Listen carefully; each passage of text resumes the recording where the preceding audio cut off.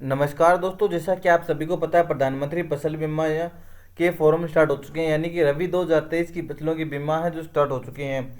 अगर आपने केसीसी वगैरह ले रखी है तो आप आपके नज़दीकी जिस बैंक से आपने आपकी केसीसी ले रखी है वहाँ से जाकर के करवा सकते हो। अगर आपने केसीसी वगैरह नहीं ले रखी है तो आप आपके नज़दीकी सीएससी सेंटर भी जाकर ही करवा सकते हो। अब सीएससी सेंटर वाले फसल बीमा किस प्रकार से कर सकते हैं, इसके लिए हम बात करने वाले हैं इस वीडियो में। तो नमस्कार दोस्तों, मैं सुनील स्वागत करता हूं आपका आपके अपने यूट्यूब चैनल ई मित्र सीएससी हेल्पलाइन में। देखिए, सबसे पहले हमें pmfby.gov.in ये वेबसाइट ओपन करनी है। उसके बाद आपको सीएससी पे लाना है। सीएससी पे यहाँ पे आपको जैसे क्लिक करोगे यहाँ पे आपको सीएससी लॉगिन वाला एक ऑप्शन दिखाई देगा।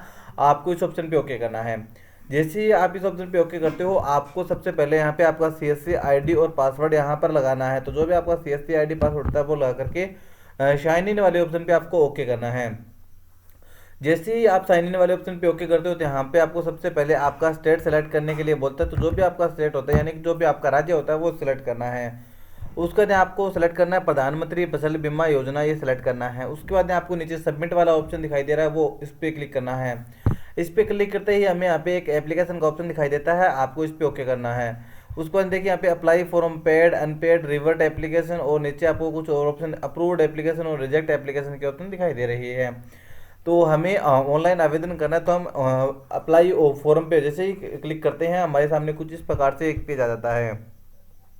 यहाँ पे देखिए हमें कुछ नॉर्मल सी डिटेल डालनी पड़ती है, जैसे कि अगर आपको आपके बैंक का आईएफएससी कोड पता है तो आप यस पे क्लिक कीजिए। अगर आपको पता नहीं है तो आप नो पे क्लिक कीजिए। राज्य सेलेक्ट कीजिए, डिस्ट्रिक्ट सेलेक्ट कीजिए, ब्रांच सेलेक्ट कीजिए और बैंक सेलेक्ट कर लीजिए।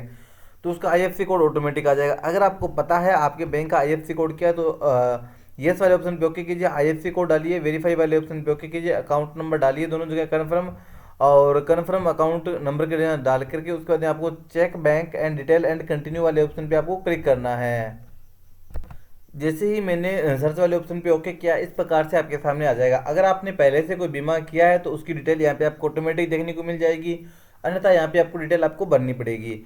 सबसे पहले आपके बैंक के अंदर जो आपका नाम है वो डाल दीजिए। उसके बाद आपके आधार कार्ड पे जो नाम है वो डाल दीजिए। उसके बाद आपको आपका आधार नंबर डालना है। आधार नंबर डालने के बाद वेरीफाई वाले ऑप्शन पे आपको क्लिक करना है। जैसे ही आप इस पर क्लिक करोगे तो आपका ऊपर वाली लाइन है जो ब्लैंक हो जाएगी, आप इसमें कुछ एडिटिंग नहीं कर पाओगे। इसका मतलब आपका आधार नंबर है जो वेरीफाई सक्सेसफुल हो चुका है। कई बार यहाँ पे टेक्निकल इशू के कारण टाइम लग जाता है, तो आप 2-3 बार वेरीफाई करोगे तब आपका वेरीफाई सक्सेसफुल हो जाएगा। उसके बाद नीचे आपका रिलेशन सेलेक्ट करना है, रिलेटिव का नाम डालना है, मोबाइल नंबर डालना है, आपकी एज डालनी है, जेंडर डालना है। उसके बाद आपकी कैटेगरी SC ST जो भी है वो डाल दीजिए। उसके बाद फार्मर कैटेगरी, आप ओवरनर खुद हो तो ओवरनर सेलेक्ट कर लीजिए यहाँ पे। उसके बाद फार्मर का टाइप स्मॉल अथवा माइग्रेन अथवा अदर जो भी है वो सिलेक्ट कर लीजिए।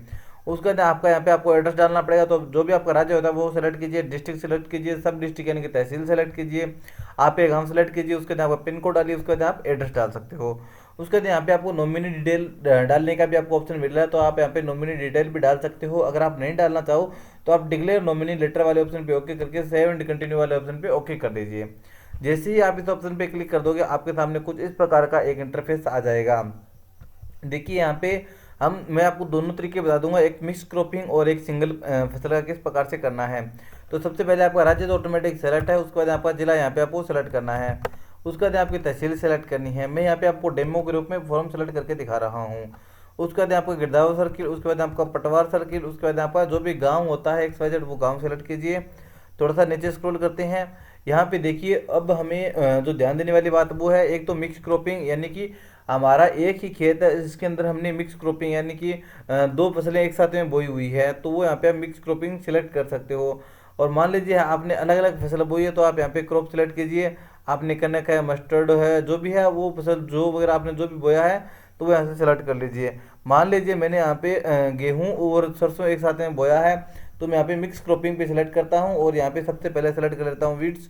उसका बाद यहाँ पे सेलेक्ट कर लेता हूँ मस्टर्ड, यानी कि मैंने गेहूं और सरसों दोनों सेलेक्ट कर लिया है। उसका बाद उनकी बोने की दिनांक क्या है, यानी कि मैंने किस तारीख को बिजाई की, वो यहाँ से सेलेक्ट कर लीजिए। उसका बाद आपने जो फसल बोई है उस खेत में उसका रेशो क्या है। जैसे कि मान लीजिए एक 100 बीघा हमारे पास में ज़मीन है, या फिर मान लीजिए हमारे पास में 10 हेक्टेयर ज़मीन है। 10 हेक्टेयर ज़मीन के अंदर से हमने 5 हेक्टेयर में कनक बोई है और गेहूं बोई है और 5 हेक्टेयर में हमने सरसों बोई है। तो वो हम यहाँ से सेलेक्ट कर लीजिए। तो यहाँ पे हम 50-50 कर सकते हैं। इसी हिसाब से मान लीजिए अगर हमने 4 हेक्टेयर में गेहूं बोई है और 6 हेक्टेयर में मस्टर्ड बोई है, तो यहाँ पे 40-60 का रेशो हो जाएगा। इसी प्रकार से आप यहाँ पे आपका रेशो निकाल करके और डाल सकते हो। मान लीजिए आपने 3 फसल एक साथ में बोई है, तो यहाँ पे आपको तीसरी फसल भी सेलेक्ट करनी होगी। उसके बाद उस खेत के तीनों फसलों का जो रेशो आता है वो यहाँ पे आपको डाल लीजिए। मान लीजिए 30 हेक्टेयर मेरे पास में ज़मीन है, मैंने तीनों 10-10 हेक्टेयर फसल बोई है, तो उसका आप रेशियो निकाल करके वो यहाँ पे डाल दीजिए। जैसे 33.33 इस प्रकार से आप रेशियो निकाल के डाल सकते हो। उसके बाद आपको प्लाट नंबर, खाता नंबर डाल करके वेरीफाई करना है। और मान लीजिए हम सिंगल क्रॉपिंग की बात कर लेते हैं, इसको ऑप्शन को उठाते हैं और यहाँ पे हमने गेहूँ सेलेक्ट किया, डेट सेलेक्ट यहाँ पे कर लेते हैं। उसके बाद प्लांट ओनर हो गया, अथवा जो भी किराए पे ले रखे, ठेके पे ले रखे, तो वो सेलेक्ट करना है। उसके बाद प्लांट नंबर डालना है, खाता नंबर डालना है, वेरीफाई वाले ऑप्शन पे ओके करना है। वेरीफाई वाले ऑप्शन पे ओके करते हैं। यहाँ पे देखिए जो जितने भी खसरा नंबर आपको यहाँ पे दिखाते हैं, उन सभी खसरा नंबर को यहाँ पे वेरीफाई करना है। वेरीफाई करने के बाद आगे आपको ओनर का नाम दिखाई देता है, वो सेलेक्ट करना है और सबमिट वाले ऑप्शन पे आपको ओके कर देना है। ये सब करते ही नीचे आपको add crop and survey number वाला ऑप्शन दिखाई दे रहा है, आपको इस पे ओके करना है। जैसे ही आप इस ऑप्शन पे ओके करते हो, इसकी पूरी डिटेल यहाँ पे नीचे आपको देखने को मिल जाती है। तो यहाँ से इसका मतलब आपकी ज़मीन ऐड हो गई है। तो जितनी आपकी ज़मीन है वो पूरी ज़मीन ऐड कीजिए। उसके बाद आपको यहाँ पे आपकी बैंक पासबुक अपलोड करनी है सबसे पहले। उसके बाद यहाँ पे आपको आपका लैंड रिकॉर्ड यानी कि आपकी जमाबंदी अपलोड करनी है। उसके बाद आपको यहाँ पे आपका सोविंग सर्टिफिकेट अपलोड करना है। अब आपको सोविंग सर्टिफिकेट किस प्रकार से बनाना है, तो इस पर मैंने एक अलग से वीडियो बनाया है। अगर मैं आपको इस वीडियो में बताता तो ये वीडियो बहुत ज़्यादा लंबी हो जाती हो, तो इसीलिए मैंने उसका एक अलग से वीडियो बना दिया है। तो वो वीडियो देख लीजिए, आपको लिंक डिस्क्रिप्शन में मिल रही है। उसके बाद यहाँ पे सभी दस्तावेज आपको सेलेक्ट करके उसके बाद अपलोड वाले ऑप्शन पे ओके करना है। अपलोड वाले ऑप्शन पे ओके करते ही आपके दस्तावेज सक्सेसफुल अपलोड हो जाएंगे। पूरा दस्तावेज अपलोड होने के बाद आपको प्रीव्यू वाले ऑप्शन पे ओके करना है। आपके फार्म का प्रिंट आपको सामने दिखा देगा, उसको अच्छे से चेक करना है। अगर प्रिंट सही है तो सबमिट वाले ऑप्शन पे ओके कीजिए। उसके बाद आगे आपके सामने पेमेंट वाला ऑप्शन आ जाएगा। पेमेंट वाले ऑप्शन के अंदर आपको 2 ऑप्शन मिलेंगे, एक तो मेक पेमेंट और एक मिलेगा पे लेटर। अगर आप पे लेटर पे ओके करते हो तो आप अनपेड पॉलिसी में जाकर के दोबारा से उसकी पेमेंट कर सकते हो। और अगर आप उसकी पेमेंट वहीं उसी टाइम कर देते हो तो आपके सीएससी वॉलेट से उसी टाइम आप उसकी पेमेंट है जो सक्सेसफुली हो जाती है। तो उम्मीद है आपको जानकारी पसंद आ गई होगी। और इसी के साथ में हम बात कर लेते हैं कि पेमेंट कितनी कटने वाली है हमारी। तो यहाँ पे हमारी पेमेंट जो दिखा देगा कितना प्रीमियम कट रहा है, कितना फार्म शेयरिंग है, तो वो यहाँ पे हमें दिखा देगा। ये सभी जिलों की अलग अलग लिस्ट होगी, तो सभी जिलों का अलग अलग ही प्रीमियम होगा। उम्मीद है जानकारी आपको समझ में आ गई होगी और पसंद भी आ गई होगी। इस वीडियो को आपके दोस्तों के साथ में शेयर कीजिए। चलिए मिलते हैं नई वीडियो नई अपडेट के साथ, तब तक के लिए जय हिंद जय भारत, धन्यवाद।